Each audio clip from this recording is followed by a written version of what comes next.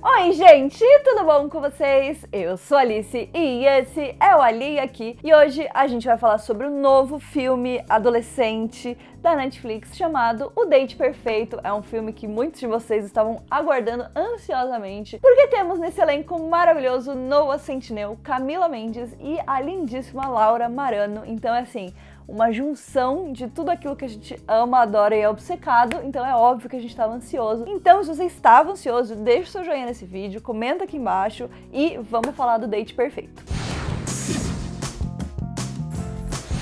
A Netflix claramente entendeu que ela tem um público muito grande que gosta de comédias românticas, filmes de romance teen, né, adolescente, e eles estão investindo muito forte nisso, né? Então, no ano passado a gente teve A Barraca do Beijo, a gente teve Para Todos os Garotos que Já Amei, que foram, assim, os grandes destaques, né? Mas a gente também teve vários outros filmes, então teve Sierra Burgess é uma Loser, e aí agora, nesse ano, a gente vai ter O Date Perfeito, né, que é esse filme que estreou agora, a gente vai ter um filme chamado O Último Verão, se eu não me engano, com o KJ Apa e o Tyler Pose e mais um monte de gente maravilhosa. Então, assim, a Netflix tá investindo forte, né, e tá buscando lá os atores que a gente ama pra colocar nesses filmes, e o Noah Centineo se consagrou, né, nesse estilo de filme, digamos assim, principalmente por causa de Para Todos os Garotos, né, o nosso querido e maravilhoso e eterno Peter Kavinsky. Então, é claro que a gente tava super ansioso pra esse filme, ainda mais porque teria também a participação da Camila, que faz a Verônica em Riverdale, obviamente, vocês sabem disso. A Laura Marano, ela fazia Austin e Ali, ela era a Ali, é realmente um elenco de peso, assim. Então, enfim, né, o filme estreou semana passada, vocês estavam muito perguntando o que eu tinha achado e tal. O vídeo de hoje não vai ter spoilers. Não, acho que o vídeo vai ter spoilers.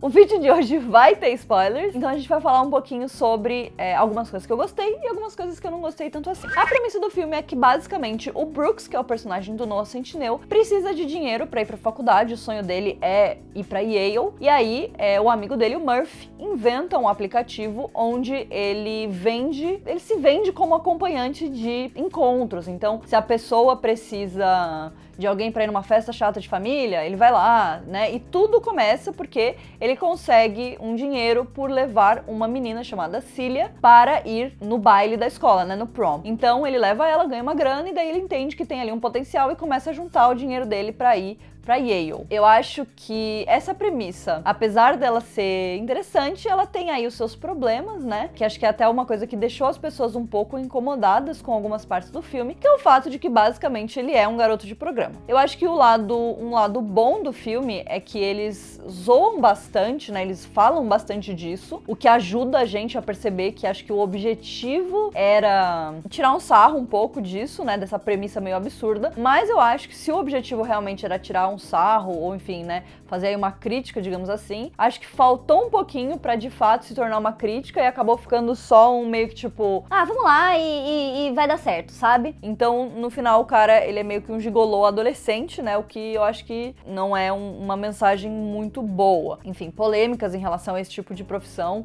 vamos deixar elas de lado, não é tema para este vídeo, mas, óbvio, é uma questão sempre dessas pessoas que são acompanhantes, que recebem dinheiro pra acompanhar os outros, pra viajar, ou até, né, pra fazer sexo, essas coisas. Eu acho que é um tema um pouco delicado e que eles acabaram meio que fazendo uma zoeira, mas sem ser uma zoeira mesmo e meio que sério. Então eu acho que ele ficou um pouco confuso nesse sentido e eu acho que ele poderia, de fato, ter abraçado esse tema e falado disso, ou então, sei lá, né, talvez ido pra um outro lado, porque o resto da história é aquela coisa bem clichê que a gente conhece, né? Durante o filme, a gente vai ter algumas discussões importantes que vão tirar o filme dessa coisa mais clichê, porque o Brooks, ele vai conhecer a Shelby, que é a personagem da Camila Mendes, e ele vai se apaixonar por ela, né? Ele quer impressionar ela e o sonho dele é namorar com ela, porque ele acha que essa é a vida perfeita. Ir pra Yale, que é uma faculdade super caríssima, né? É uma Ivy League, então é uma das melhores faculdades dos Estados Unidos. Namorar uma menina que é maravilhosa, super popular, super rica,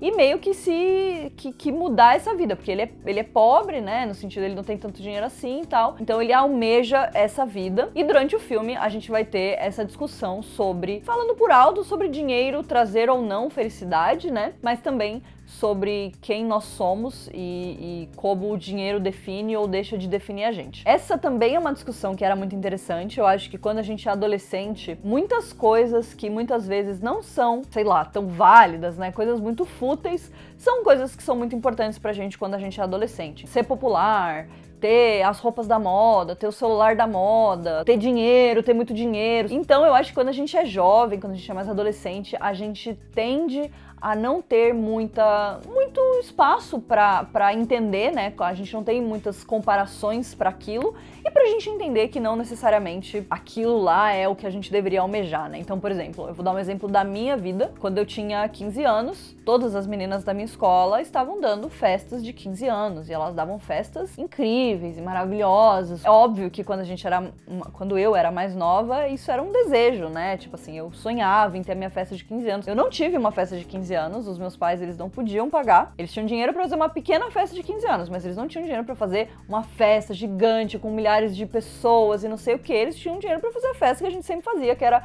as pessoas virem aqui na minha casa, comerem cachorro quente e a gente dançar e pronto, né? O que eu quero dizer com tudo isso é, naquela época, pra mim, isso era a coisa que eu mais desejava, que eu mais queria. Hoje em dia, né, 10 anos depois, eu olho e eu vejo que eu passei muito bem sem essa festa. É claro, teria sido lindo, incrível, teria muitas fotos, muitas memórias legais, mas ao mesmo tempo tive outras coisas muito ou tão legais quanto. Então eu acho que a gente não tem realmente essa perspectiva das coisas quando a gente é mais novo. E eu acho que no Date Perfeito, né, voltando pra história do filme, a gente poderia ter tido uma discussão um pouco mais a fundo sobre todas essas questões, porque o personagem do Noah Centineo, ele se mostra realmente uma pessoa que almeja todas essas coisas, porque é uma coisa que ele nunca teve, e ele vai percebendo que tem outras coisas que são mais valiosas na vida, como bons amigos, como um bom relacionamento, como família, né, enfim. Então eu acho que isso poderia ter sido mais bem discutido, poderia ter sido mais aprofundado, porque assim a gente teria sim um filme clichê, adolescente,